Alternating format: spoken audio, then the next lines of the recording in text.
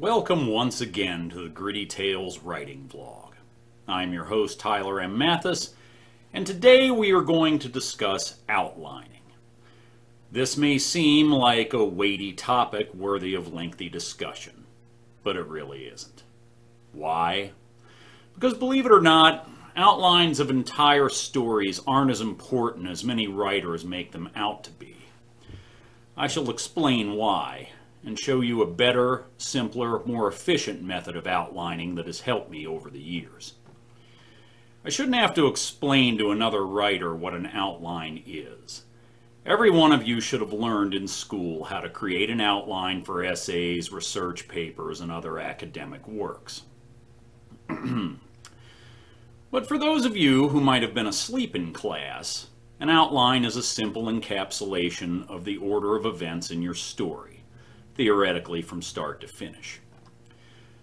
Story outlines are crucial to me in my career as a professional ghostwriter. Unlike some ghosts, I usually do not create plots from scratch for my clients. If I'm going to rack my brain creating a story, it's going to have my name on it. Therefore, on ghost jobs, I need a start-to-finish outline from my client, which I will pore over before beginning to write.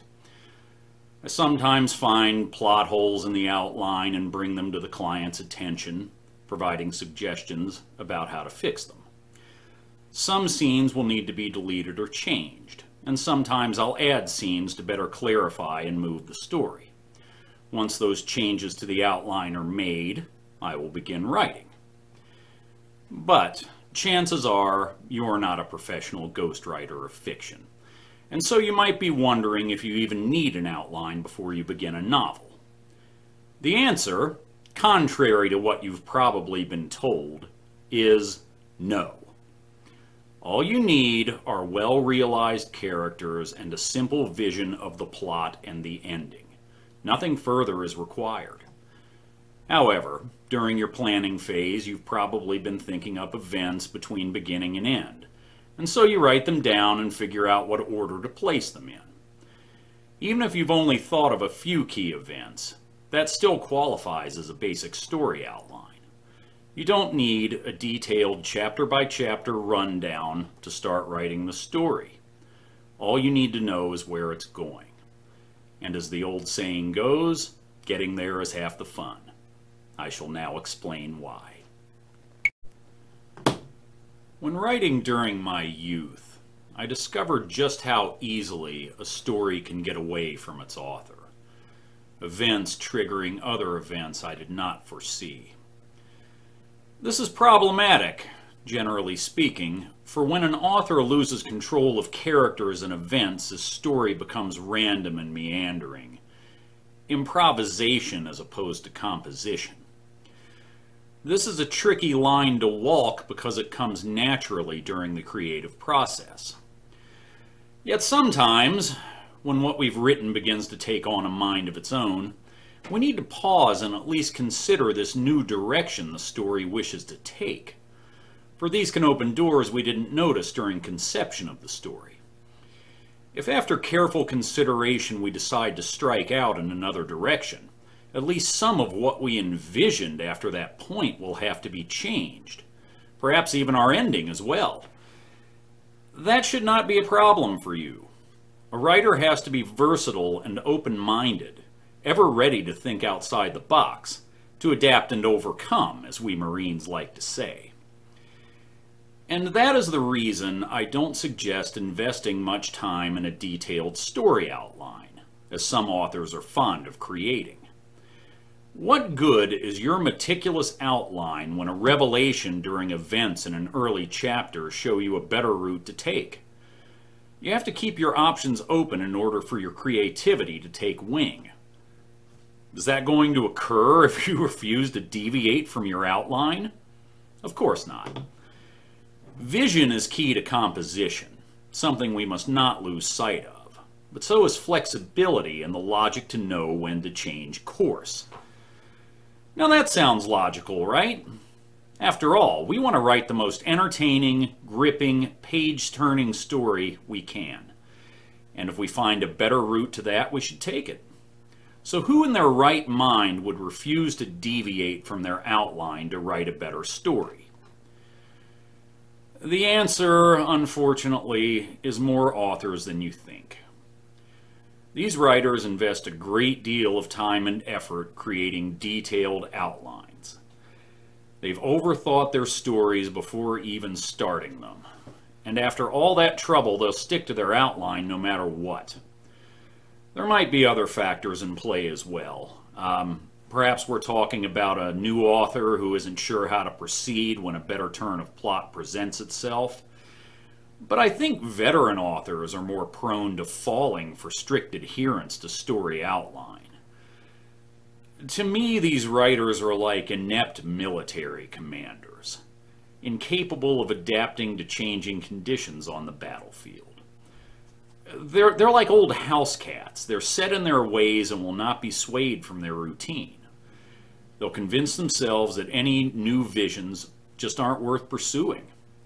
They have a novel to write. Nobody else is going to do it for them, so they stick to the plan and write it while dismissing new angles. Do not be like the writers I just described. Always keep your options open.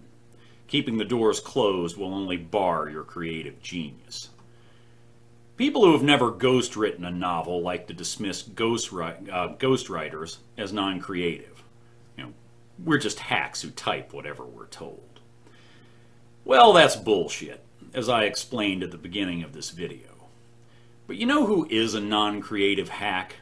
The writer who refuses to accept that perhaps his detailed outline doesn't direct the masterpiece he thought it did.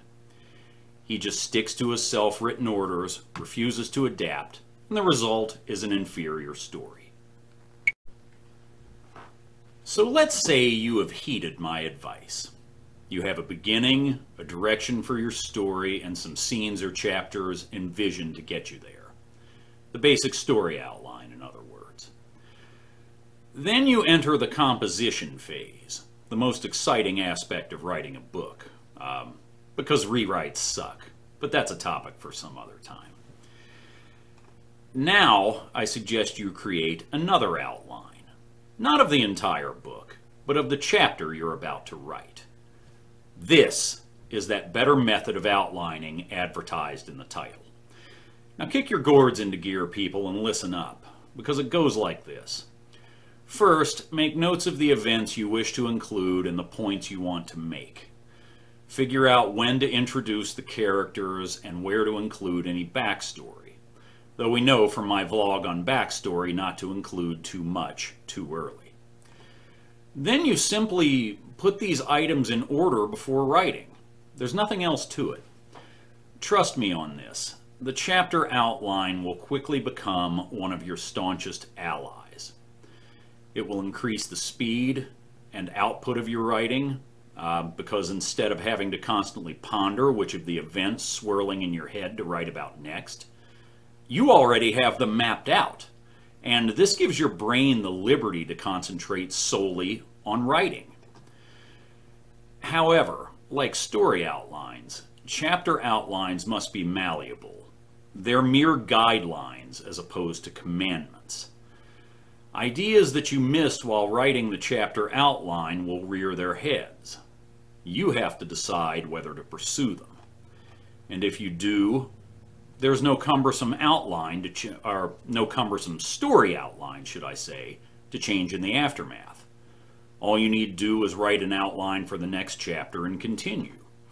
In short, chapter outlines are built not on some grandiose plot conceived before composition, but on events that have already been written, except for chapter 1, of course. They provide you the flexibility to pursue new ideas, and the basic direction they provide will slash your composition time. The time factor probably doesn't concern many new writers, but professionals who work under deadlines recognize the value of prolific output. And I'm not talking solely about ghostwriters. Publishers and agents set deadlines too. And just because you're published does not mean your publisher can't dump you. It happens all the time. A writer who can't produce work on time isn't a pro. It's as simple as that. And agents and publishers don't work with amateurs. That's just something for the new writer with his eyes on the stars to keep in mind. Some of you are doubtless wondering how detailed your outline should be. If you must have a story outline, for whatever obsessive compulsive reason, my advice is keep it vague because it's bound to change. To sum up what I said earlier, outlines of entire stories just aren't that important. Well-realized characters, major events, plus a guiding vision. That's all you need. The answer regarding chapter outlines, however, is be as vague or detailed as you wish. Vague would be just a list, just a list of bullet points of action, pretty much. Not even in proper English, so-and-so kills so-and-so. The details in that case are filled in during the writing process. A detailed chapter outline is anything beyond that, right down to the last detail. Just be prepared to deviate from the outline in either case. When ideas for the next chapter come to you while you're away from your desk, record them. Every smartphone has some sort of voice recorder. See, that's the Android version. I only say this because there are still writers who carry around notebooks, which is freaking stupid. Got over that long ago. Anyway, so you record your ideas, then you consider them while writing your chapter outline. If these ideas fit, or you believe they might fit, go ahead and use them. If during the process they turn out to be dead ends, just discard them. Other than ordering confusion, I find chapter outlines handy for listing details beforehand for easy reference. You should bookmark any source article or material you've read online during your research. Before you write the chapter, refer to that article for the details you need and copy them into your chapter outline. Having these details ready to go will save you time and keep your creative flow moving high and fast. You're bound to get distracted if you have to stop and look something up every few minutes. We all have that happen, occasionally at least. Even if the article is bookmarked, you want that stuff, ready to go, just right there. Also, if you're introducing minor characters you've only thought about but not yet detailed, get them created and get them named. The other option is to leave those details blank and fill them in after the fact, which some writers do. But why do that if you have time to create a chapter outline beforehand? When all is well prepared, you write the chapter and you're done with it until the rewrite. And that allows you to move immediately forward to thinking about the next chapter. Just because writing is an art does not mean there is no method to it, and that efficiency of effort should not be taken into account. Writing is a business, people. I've said it in probably every video on this channel. And inefficient businesses fail. Don't be that guy. Plan ahead and know what you're facing. But don't be afraid to deviate from your plan when the story calls for it. And that's it for outlining, folks. Everything you need to know about a topic most writers blow way out of proportion. If you found this video helpful, please like and subscribe, and check out the links to my books on Amazon and the Gritty Tales writing group on Facebook.